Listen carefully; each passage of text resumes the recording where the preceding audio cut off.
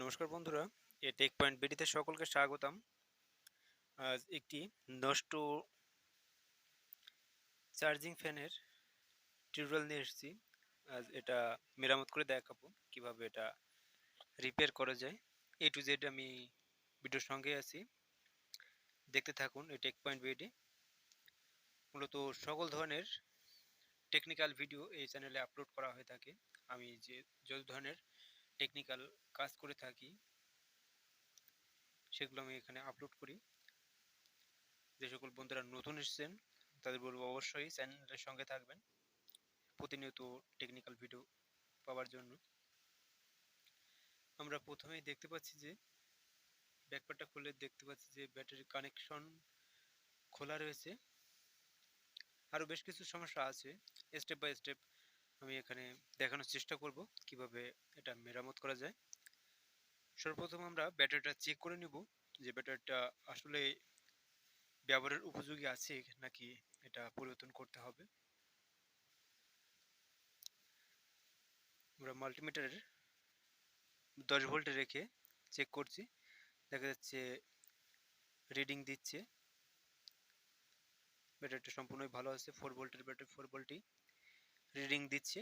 তাহলে আমাদের ব্যাটারিটা পরিবর্তন করার কোনো প্রয়োজন নাই, এই ব্যাটারিটা ব্যবহার করতে পারি আর কি। তার জন্য আমাদের প্রথমে কানেকশন দিয়ে নিতে হবে।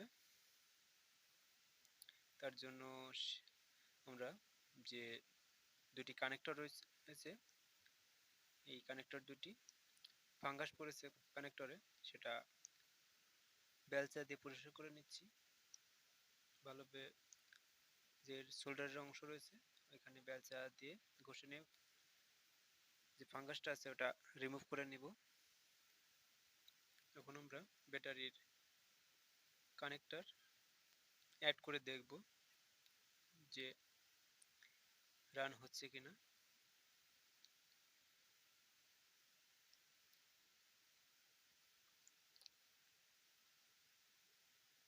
এখানে রিডিং পিসিবি বোর্ডে লেখাই রয়েছে যে ব্যাটারি পজিটিভ এবং নেগেটিভ যে টার্মিনাল, সেই টার্মিনালের চিহ্ন দেওয়া রয়েছে বি প্লাস বি মাইনাস। সেই অনুসারে আমরা ব্যাটারি সংযোগ প্রদান করব। লেফট সাইডে আপনার বি মাইনাস অর্থাৎ ব্যাটারি নেগেটিভ থাকবে, আর রাইট সাইডে ব্যাটারির পজিটিভ বি প্লাস থাকবে। আমরা সোল্ডারিং আয়রনের মাধ্যমে সোল্ডার করে নিচ্ছি। এটা ভালোভাবে সোল্ডারিং করতে হলে আপনাকে অবশ্যই সোল্ডারিং আয়রনটা পর্যাপ্ত পরিমাণ গরম করতে হবে। অল্প গরম হলে আপনার সোল্ডারিংটা দুর্বল থাকবে, সেক্ষেত্রে নাড়াচাড়া লাগলেই ভেঙে যাওয়ার সম্ভাবনা অনেক বেশি থাকে। এজন্য বলবো অবশ্যই পর্যাপ্ত পরিমাণে তাপমাত্রা না ওঠা পর্যন্ত আপনাকে সোল্ডারিং আয়রনটা হিট করতে হবে। দেখতে পাচ্ছেন আমার সোল্ডারিংটা বেশ শক্তপোক্ত হয়েছে। এখন আমরা এটা বেজে বসাবো, যে এখানে যে বেজটা রয়েছে। আর এটা এটেটা রাখবার জন্য আমি এখানে both side gum tape use করব। বোথ সাইড গাম টেপ আপনারা যে কোনো হার্ডওয়্যারের দোকানে পেয়ে যাবেন বা আর্টের স্টেশনারির দোকানে পাবেন এই বোথ সাইড গাম টেপ। কেন আমাদের ইলেকট্রনিক্স কাজ করতে এই টেপটি অনেক উপযোগী, অনেক কাজে লাগে। এভাবে দুই পাশের গাম থাকে, এজন্য যে ইনসুলেটরটা আছে এটা উঠাই ফেললে দুই সাইডই গাম, এটা অনেক শক্তপোক্তভাবে বন্ধন করতে সহায়তা করে। আমরা জাস্ট এটা সর্বপ্রথম যে সমস্যাটা পেয়েছি সেটা প্রতিকার করলাম, এখন আমরা এটা রান করে দেখব। আর তারপরে আমরা এখানে যে চার্জিং এর সমস্যা আছে কাস্টমার সেজন্য নিয়ে এসেছে, যে টোটালি এটা ডেড হয়েছিল, অনেকদিন যাবত ফেলানো ছিল, পড়েছিল, সেটা চার্জিং সমস্যাও আছে। সেই চার্জিং সমস্যা আমরা সমাধান করব। তার জন্য চার্জিং সার্কিটে দেখতে পাচ্ছেন যে তিনটা কানেক্টর আছে, তিন ধরনের সেকশন থেকে আপনি এই ব্যাটারিটা চার্জ করতে পারেন। ডিসি 5 ভোল্ট থেকেও করতে পারেন। ডিসি 5 ভোল্টের দুইটা নব আছে, কানেক্টর আছে, আর একটি ডাইরেক্ট এসি থেকেও আপনি এখানে সংযোগ প্রদান করে এসি দিয়ে ডাইরেক্ট এখানে ব্যাটারি চার্জ করতে পারেন। এটার কোনোটি কাজ করছে না। এখন এটা কিভাবে মেরামত করব দেখতে থাকুন ভিডিওটি জানতে চাইলে। সর্বপ্রথম আমরা যে চার্জিং বোর্ডটি রয়েছে সেটা বিয়োজন করব।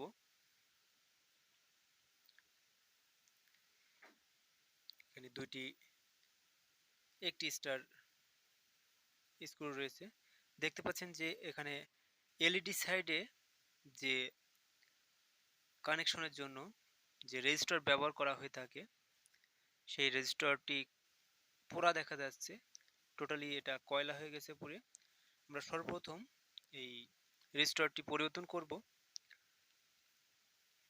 আর আমি রিয়েল টাইম ভিডিও শেয়ার করছি এই জন্য যারা বিগিনার আছেন আপনারা জানতে পারবেন, বুঝতে পারবেন এবং শিখতে পারবেন এই ভিডিওটি দেখলে। এই নষ্ট রেজিস্টারটি আমরা প্রথমে খুলে ফেলব। তার জন্য আমরা দেখতে পাচ্ছেন একটি রেজিস্টার নিয়েছি সিমানের। এটা 1K রেজিস্টার নিয়েছি, যেহেতু এটা আপনার এখানে যে সমস্যা রয়েছে চার্জিং কিন্তু হয়, কিন্তু বোঝা যায় না যেটা চার্জ হচ্ছে কিনা, যেহেতু এখানে এলইডিতে কোনো কন্ট্যাক্টই আসছে না। আর এলইডি সচল রাখার জন্য এখানে 1K একটি রেজিস্টার ব্যবহার করলেই এনাফ। বাদামি কালো লাল একটি রেজিস্টার ব্যবহার করতে পারেন কালার কোডের, সেটা হচ্ছে 1K অর্থাৎ 1000 ওহমস। যে রেজিস্টারের যে ছিদ্র রয়েছে এই ছিদ্রতে রেজিস্টারের দুটি লেগ ভালোভাবে পরিষ্কার করে ঢোকাইতে হবে। আর রেজিস্টার লেগ পরিষ্কার করার একটি কারণ যাতে সোল্ডারিংটা সুন্দর হয়, কেন অনেক দিন ধরে রেজিস্টার পড়ে থাকলে এটা মরিচা ধরে, তাতে কিন্তু সোল্ডারিং খুব ভালো একটা হয় না। আর যদি আপনি প্রতিটা লেগ ভালোভাবে ঘষে নেন, হতে পারে সেটা এমআরআই পেপার অথবা বেলচা বা সোনার মাধ্যমে যে কোনোভাবে আপনি যদি লেগটি ভালোভাবে বা লেগগুলি ভালোভাবে ঘষে নেন, সেক্ষেত্রে আপনি খুব ভালো মানের সোল্ডারিং পাবেন। যে আপনার সোল্ডারিং করতে গেলে সেক্ষেত্রে এয়ার গ্যাপ পড়বার সম্ভাবনা খুব কম থাকে। এখন আপনারা দেখতে পাচ্ছেন আমি যে রেজিস্টারটি যে দুটি লেগ আছে সেই দুটি লেগ সোল্ডারের মাধ্যমে সোল্ডারিং আয়রন দিয়ে সোল্ডারিং করে নিচ্ছি।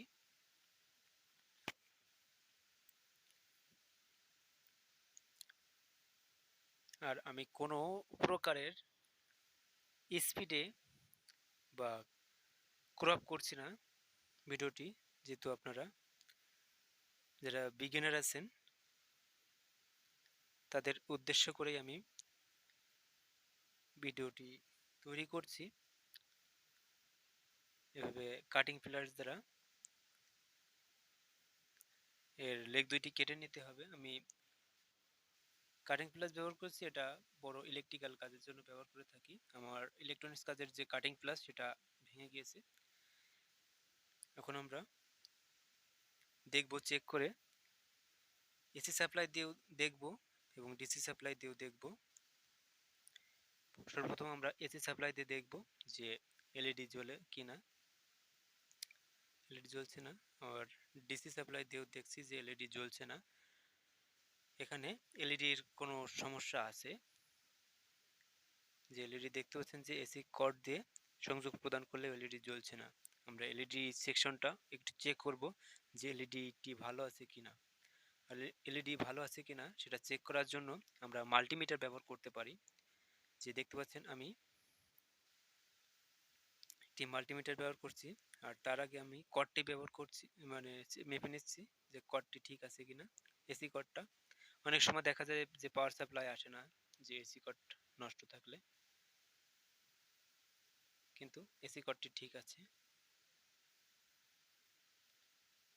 আপনারা ওমসে রেখে এই এসি কর্ড মাপতে পারবেন, তাহলে এখানে বুঝতে হবে যে আপনার আর কোনো সমস্যা আছে, এখানে চেক করতে হবে স্টেপ বাই স্টেপ যে চার্জিং সমস্যা কোথায়, কেন চার্জিং ব্যাঘাত ঘটছে, চার্জ হচ্ছে না।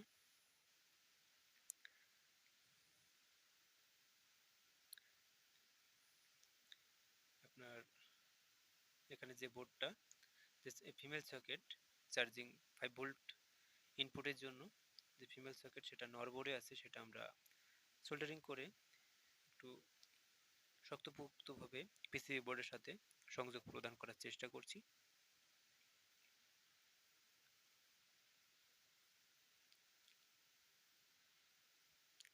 আর আমরা এখন এলইডিটা চেক করব, আসলে এলইডিটার সমস্যা নাকি অন্য কোনো সমস্যা। যতদূর মনে হচ্ছে এলইডিটার সমস্যা। এখন আমরা এলইডি ডাইরেক্ট আমরা 4 ভোল্ট দিয়েও চেক করতে পারি, মাল্টিমিটার দিয়েও চেক করতে পারি। যে দেখতে পাচ্ছেন আমরা 4 ভোল্টে চেক করছি, এলইডি কোনো রিডিং দিচ্ছে না, অর্থাৎ আপনি শোয়িং করতে আমি শোয়িং করাতে পারতেছি না কোনো আলো। এখানে সুনিশ্চিত যে এলইডিটি কাটা আছে। আর ভিতরেও দেখা যাচ্ছে অনেকটা কালো হয়ে পুড়ে রয়েছে এলইডির ফিলামেন্ট, যে সূক্ষ্ম তারের মাধ্যমে তৈরি হয়ে থাকে ফিলামেন্ট, সেটা রেজিস্টারটি পুড়ে আপনার বাল্বের এলইডির ফিলামেন্টটাও পুড়ে গিয়েছে।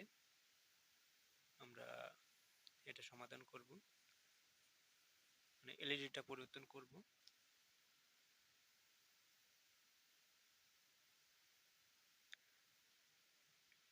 সেজন্য আমাদের এলইডি খুলতে হবে।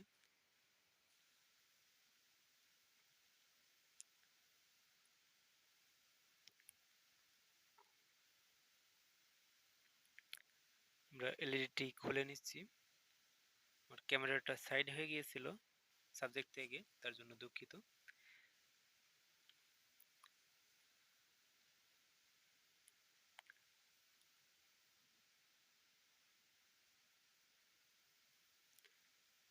আমার যে এলইডির যে সিট, সেখানটা ভালোভাবে সোল্ডার রিং আয়রনের মাধ্যমে সরনা দিয়ে ওটা পরিষ্কার করে দিতে হবে, তাহলে আপনার এলইডিটা বসাইতে সুবিধা হবে। আর তারপর আমরা নতুন একটি, আমরা এখানে এলইডিটি পরিবর্তন করেছি, দেখতে পাচ্ছেন যে ফ্যানটি